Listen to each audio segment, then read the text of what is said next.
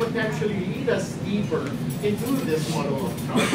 Well, there are definitely a lot of factors, and we can't zero in on only one single factor and say that is the root cause. But let's focus on one factor: technology. Technology was supposed to usher in a new age of trust.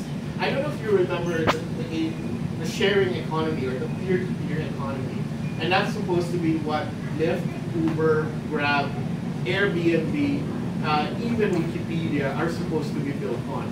That was supposed to usher in a new level of trust amongst us. And yeah, that's basically what technology was supposed to do. Technology was supposed to allow us, empower us to share our knowledge, share our expertise, and share a part of ourselves to others. Yelp and TripAdvisor, for example, should allow us to relate our experiences about certain things and give our objective rating, however subjective they are, to our experiences so others can make a decision. Wikipedia is a user-generated encyclopedia, and it's relying on my personal expertise, your personal expertise, and so others may learn new things. Rotten Tomatoes, who wants to watch Avengers right now and would probably check out Rotten Tomatoes first before going to see Avengers, just to make sure that it's actually worthwhile, worth your time. Or Grab, for example. Grab is supposed to be a peer-to-peer sharing economy brand.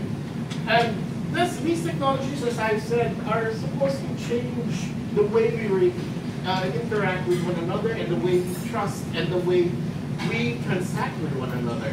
So Airbnb, for example, was able to make us trust complete strangers, both me as a renter and the other as somebody who owns extra space.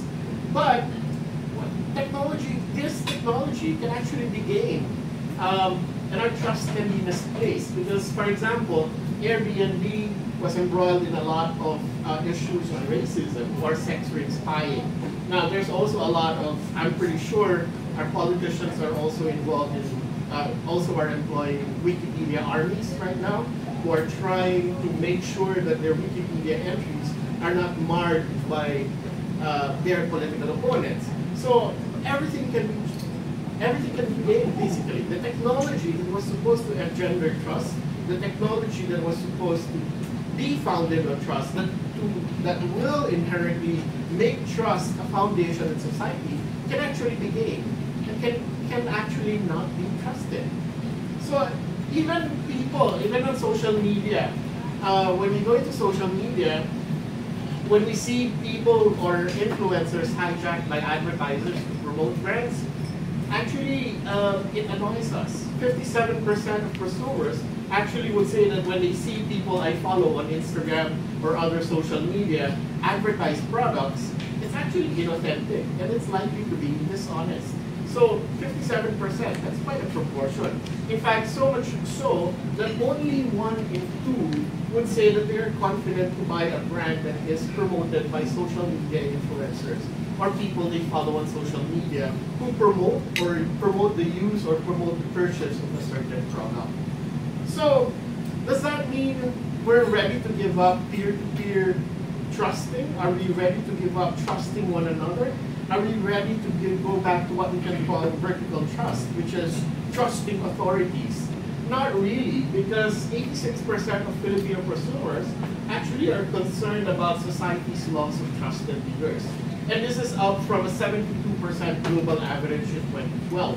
So 86% of Filipino prosumers would say, nakatakot, because there are no trustworthy leaders right now. There's a loss of trusted leaders in the market. So where are we going to look up to? Who are we going to look up to for trust? Who do we trust them? There was a study that was conducted by Edelman Communications, a PR company, and what they asked is that they asked a lot of people basically, who do you consider very or extremely credible, and can you trust basically?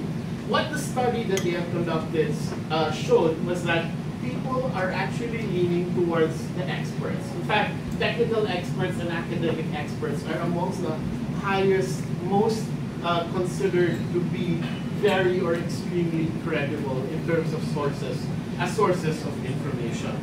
And the same is true for us in the Philippines. For example, 2 out of 3 would say, of Filipino prosumers would say that I would trust I would trust scientists more than the religious community when telling the truth. Only 1 in 3 would say that I would trust my religious community more than scientists.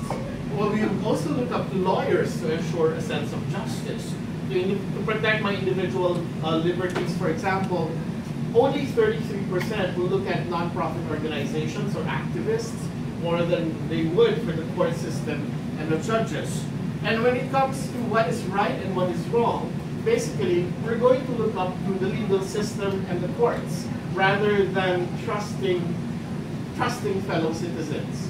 So essentially, what is happening is basically our sense of trust is actually moving to what we may consider to be the credible sources of information. We are now not looking for authorities to be trusted. We may be looking for people who are credible, who have the academic and the scientific background to actually be considered trustworthy and credible enough. Now, what's the impact of this one to brands and to businesses? So, do Pinoy prosumers trust businesses that sell to them? And I think that's a very interesting question to answer, because marketing, we do marketing businesses are involved in the business of marketing, basically. And marketing is all about making people believe, making people trust, making people love certain brands, because brands basically is what the business is all about. In fact, but here's the problem. More than half of the Filipino prosumers believe that brands that are building trust are not sincere. So, as a communications company, such as Havas Ortega, we're actually quite in a bind, because we're trying to build relationships, but in doing so, we're actually being challenged, not only in building the actual relationship, but in actually making people believe that we are sincere. So that is the challenge for businesses, that is the challenge for brands, that is the challenge to marketing executives. So how then can we restore trust amongst consumers? Sorry. Okay, how then, this is our advice to marketing companies, to brands, to businesses in the Philippines. First thing is we need to have a shared vision.